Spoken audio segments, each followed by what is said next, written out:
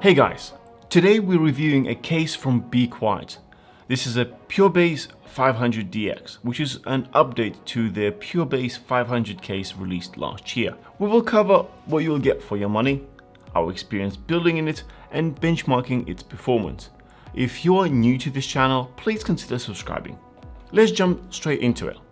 It features a full-size tempered glass side panel and comes in two colors, white like we have right here, and also black. 500DX is an update from the 500, but what are the differences? The main and probably the most notable difference is the change in the front panel. It is now mostly made out of mesh for increased airflow, and we've included a filter behind it. More on that filter later on. Also, this is the first case to feature addressable RGB, and I want to say they've executed it with style. You find two strips at the front and one inside the case, just off the side panel, illuminating the components. These lights can be controlled using a dedicated button at the front of the case or by the motherboard. They connect using the standard 3-pin 5V cable. BeQuiet also includes an additional pre-installed PureWings 2 140mm fan with this case, making it a total of 3. One at the front, one at the back, and one at the top. The last big change is the inclusion of USB 3.1 Gen 2 Type-C at the top of the panel. Other than that, we also have USB 3 Type-A, microphone and audio port, as well as an aforementioned lighting control button. The case itself is not terribly large, but it can support up to a full-size ATX motherboard, as well as a bunch of fan and radiator options, so you can pick and choose here. If you want to install all possible fans, then you can fit an additional 140mm fan at the front and one at the top, bringing a total to 5 fans. Or you can install 3 120mm fans at the front and 2 at the top, plus one at the back. To be fair, it would be a little weird if you bought a case with 3 included fans and changed them all out. In regards to radiators, here you can fit up to a 360 rad at the front and 240mm at the top, as well as all smaller sizes. If you wanted to upgrade the cooling, I'd suggest moving the front fan to the top and then installing 3 120mm fans or a 360mm liquid air cooler at the front. This would provide you with plenty of cooling. 500DX also has 3 sets of air filters, a sliding one at the bottom, a sleek magnetic one at the top, and one behind the front panel. This one I have an issue with. To access the front filter, you have to rip the front panel off and then you can remove it for cleaning. While BeQuiet has definitely done great by users by including the contact pads for the front RGB strips so you don't damage it, every time I need to access it, I feel a bit uneasy as it requires a considerable amount of force. Then again, even in the best case scenario, the amount of times you're going to be opening it for cleaning, I suspect it's going to last a while. When it comes down to hard drive support, we can fit up to 5 2.5-inch drives, 2 at the front on the right hand side of the motherboard next to the BeQuiet side, 2 at the back behind the CPU, and one of them can be fitted at the bottom of the hard drive cage. Bear in mind, this will reduce the 3.5-inch drive capacity from 2 to 1. In the box, we have an accessory pack which includes screws for the motherboard and drive mounting, as well as some cable ties. These are extras, as you already have pre-installed Velcro straps on the back of the panel. Moving on to the build itself, we're setting up as much as we can outside of the case. First, we put in the CPU, making sure to align the triangles. Then we install the NVMe drive, and as you will see throughout, we have opted for an all RGB build, but I feel this case looks great either way. As to RAM, I already did the test fit and there is plenty of space, so mounting large RGB sticks won't be a problem. The 2 sticks will perform and look nice here. Lastly, we need to mount the cooler, starting with the mounting brackets. One thing I like about this air cooler from BeQuiet is that it comes with a pre-applied thermal compound. We set it down and tighten it. Then add the fan and plug that in. It is important to start cable management as soon as you can, so take your time and route the cables out of the way and ensure to plug them in.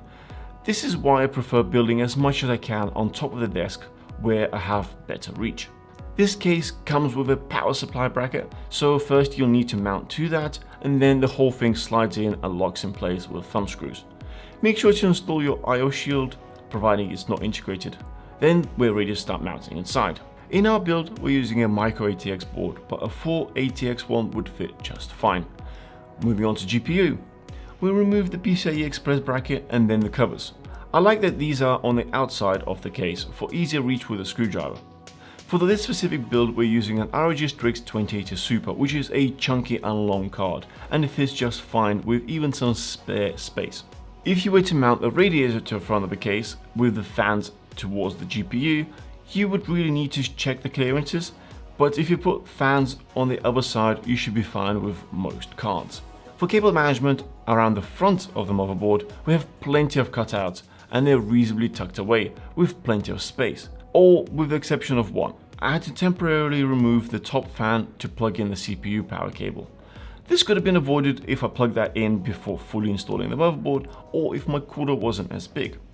To be fair, it's a very small issue and you can always take off the fan and put it back on after you've plugged in all your cables.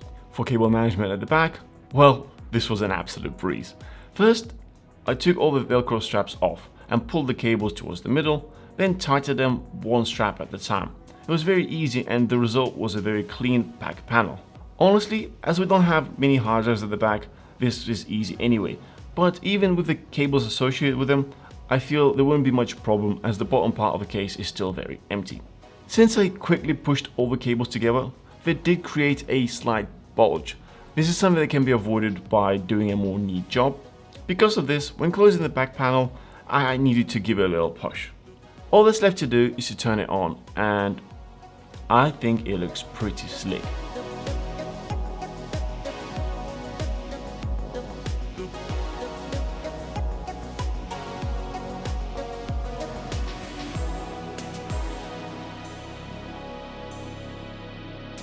Overall, this case is certainly aesthetically pleasing. Plus, very easy to build in with plenty of options for expansion. Even though this is a mid-sized case, it actually feels much bigger. Personally, I prefer the white version. What do you guys think? But looks alone is not enough though, is it? Let's jump into some benchmarks. While doing these tests, our ambient temperature was 27 degrees Celsius. First test here is Cinebench R20, and here we scored just shy of 7,000 points on the multi-core test. The temps here have reached mid to high 80s, which is very reasonable, and PC certainly remains silent. Next, we want to carry out a much longer test, so we fired up Blender, and here it quickly gets to high 80s and peaks at 93. Pretty hot, but still within reason, and still very quiet. We also ran a few games at 1080p with all settings maxed out. In the Shadow of a Tomb Raider, this PC averaged 126 FPS and had 106 FPS at 1 percentiles. CPU temp staying in mid 60s and GPU temp in low to mid 50s. In Doom Eternal, we've averaged a 268 FPS and 205 at 1 percentiles. Here we see that the CPU temperature is staying at around 67 degrees and the GPU temperature at around 58 degrees. In both gaming examples, this PC was extremely quiet, and this leads us really well into the next section. Let's quantify how loud, or in this case how quiet it actually is. To start, we checked the room noise floor and it is 35 decibels while everything is turned off, and 36.5 with AC turned on. For the test, we are using two scenarios. In the first one, the PC is about 30 centimeters away.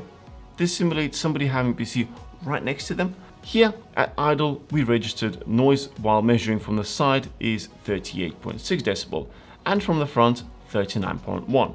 When we load it up with both Prime 95 and Firmac, all the fans spin up to the max and we get 43.5 decibel from the side and 44.2 decibel from the front. In the second test, we're measuring from 50 centimeters. This simulates a more realistic scenario where PC is about an arm length away or under the desk. While idle, we have 38 decibels from the side and 37.5 decibel from the front. When we have applied the same load, at full speed the noise goes up to 40.5 decibel from the side and 40.8 decibel from the front. The general loudness levels of somebody whispering is approximately 30 decibels, and if you're in a library, it will be around 40 decibels. When it comes down to 50 decibels, it is equivalent to a light rain. Based on this, while idle, even sitting right next to the PC, it is between somebody whispering and sitting in a library. When pushing this PC to its highest, we're only ever getting light rain noise levels, which is pretty quiet.